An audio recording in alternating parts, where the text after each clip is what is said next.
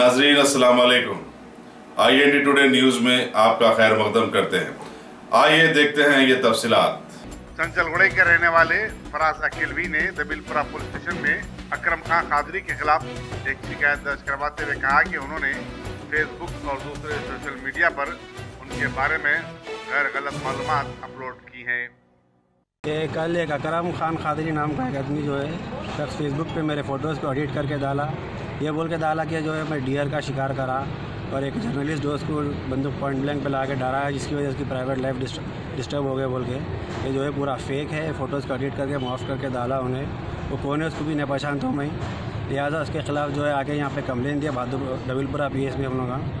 उसके ऊपर लीगल कार्रवाई जो भी है वो PS वाले करेंगे बोले।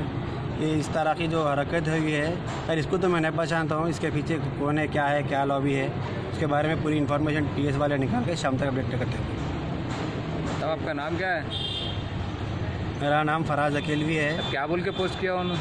कि मैं जो है हिरन का शिकार करा बोल के पोस्ट किया, वो मेरे बंदूक की फ़ोटो के सामने एडिट करके हिरन को डाल दिया उन्हें। और जो है पुरानी मेरी कॉलेज के टाइम की डॉक्यूमेंट्री की फ़ोटो है, how youth get exploited by the age teenage बोल के एक डॉक्यूमेंट्री थी, उसकी फ़ोटो मैं एक कॉलेज में फाइनल में रहने के टाइम पे पोस्ट किया था।